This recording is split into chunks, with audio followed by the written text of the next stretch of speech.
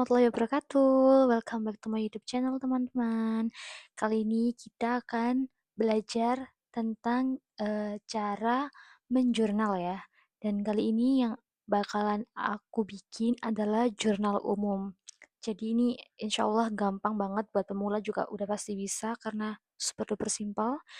Jadi sebenarnya jurnal itu ada banyak banget teman-teman. Jurnal itu ada jurnal umum, terus ada jurnal khusus, terus ada jurnal penyesuaian, ada juga jurnal penutup. Jadi emang banyak, tapi yang akan kita bahas kali ini adalah jurnal umum.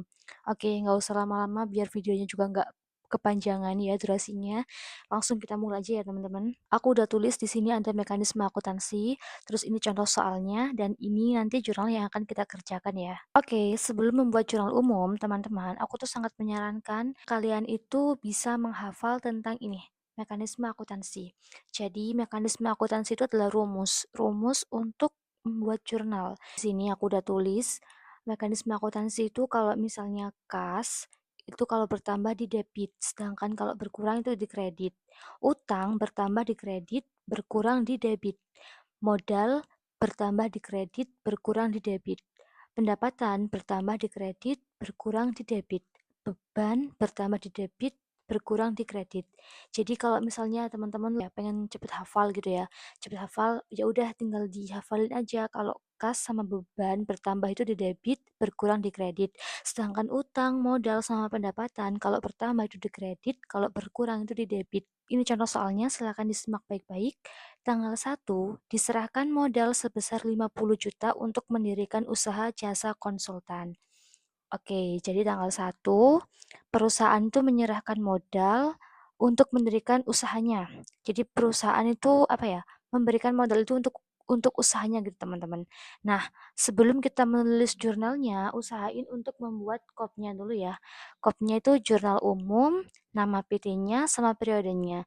Jadi kalau misalnya kalian nanti buat jurnal khusus, berarti kopnya jurnal khusus PT atau CV apa namanya, periodenya periode bulan apa, tahun apa, gitu ya teman-teman.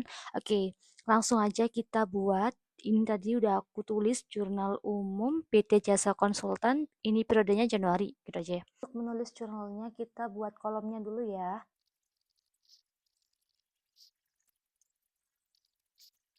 Oke teman-teman, ini kolomnya udah aku buat. Jadi kolomnya tuh ada tanggal, keterangan, debit, sama kredit. Sebenarnya tuh di sebelah tanggal ini ada nomor ref atau apa ya, nomor memonya biasanya. Cuman kan karena ini latihan jadi nggak usah ya. Aku buat simple aja. Ada tanggal, keterangan, debit, sama kredit. Langsung aja tanggal 1.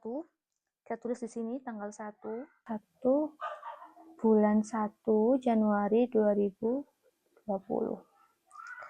Diserahkan modal sebesar 50 juta untuk mendirikan usaha jasa konsultan.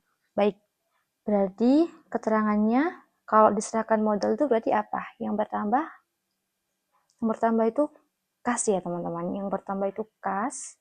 Kita tulis di sini kas. Kan perusahaannya menyerahkan modal, jadi kasnya bertambah. Kas sebesar 50 juta, masuk debit ya. Di sini kas bertambah di debit sebesar 50 juta. Oke, aku tulis dulu 50 juta.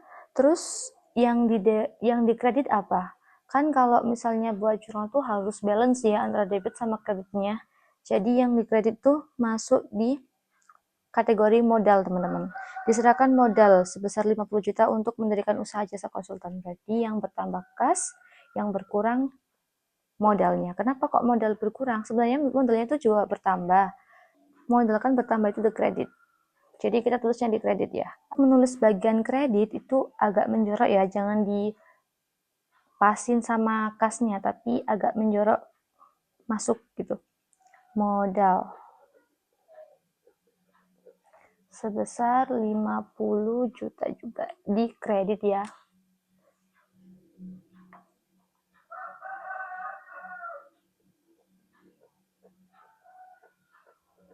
Untuk nomor 2, soalnya dibeli perlengkapan kantor secara tunai sebesar 2 juta. Berarti perusahaan itu membeli perlengkapan. Nah, perlengkapannya berarti kan bertambah. Perlengkapan itu masuknya ke aset ya teman-teman. Jadi aset itu ada dua, aset tetap sama aset lancar. Kalau perlengkapan itu masuk ke dalam aset lancar. Karena kan perlengkapan itu sama dengan BHP, barang habis pakai, yang masanya itu nggak sampai setahun biasanya. Kayak pulpen, terus kertas, itu termasuk barang habis pakai ya. Jadi perlengkapannya ini bertambah tanggal 2 bulan 1 2020. Perlengkapannya bertambah, masuk di debit sebesar 2 juta.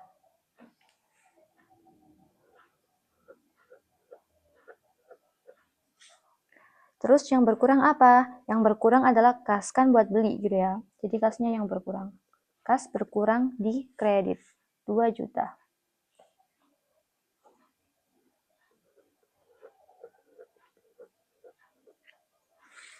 Oke, lanjut lagi soal yang ketiga ya.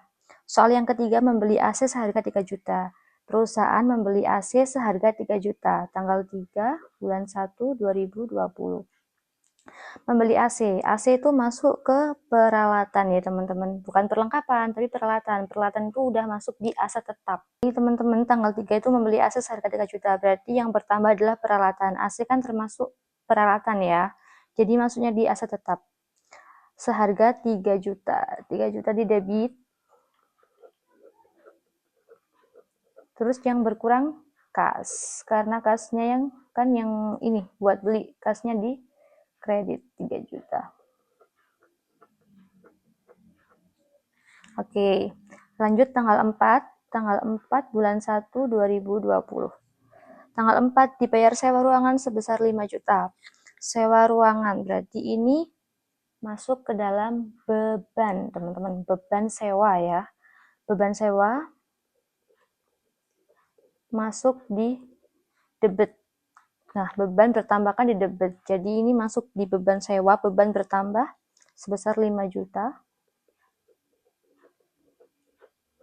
Terus yang berkurang kas, kan buat bayar ya, pakai uang. 5 juta. Oke, sekarang tanggal 5. Tanggal 5 diterima pendapatan atas jasa konsultan 4 juta. Berarti perusahaan itu menerima pendapatan sebesar 4 juta dari customer, karena customernya menggunakan jasa konsultan di perusahaan itu. Dibayarlah 4 juta, berarti ini masuknya di mana? Masuknya adalah kas bertambah sebesar 4 juta pada pendapatan. Pendapatan bertambah di kredit 4 juta. Sekarang tanggal 6. Tanggal 6. Diterima pekerjaan jasa konsultan namun pembayarannya di bulan berikutnya sebesar 2 juta. Kalau ada soal yang seperti ini teman-teman, berarti perusahaan itu menerima pekerjaan jasa tapi pembayarannya itu di bulan berikutnya. Berarti jurnalnya itu adalah piutang yang pertama ya. Karena kita belum menerima uangnya, tapi uangnya masih dibayar bulan depan. Tapi kita udah mengerjakan tugasnya gitu. Jadi kita punya piutang. Piutang itu uang kita yang di orang gitu. Piutang kita bertambah pada kas. Pada kas ya, piutangnya sebesar 2 juta. Kasnya 2 juta. Piutang ya yang kita tulis ya, karena uang kita di orang gitu. Terus tanggal 7 yang terakhir, dibayar gaji karyawan sebesar 1 juta. Berarti ini masuk ke dalam beban gaji ya. Ingat-ingat teman-teman, kalau beban itu ada beban sewa, beban gaji, kadang beban listrik, beban air gitu. Pokoknya kalau beban itu berarti masuknya langsung di debit. Yang berkurang berarti kas, karena kan buat bayar gitu. Beban gaji 1 juta.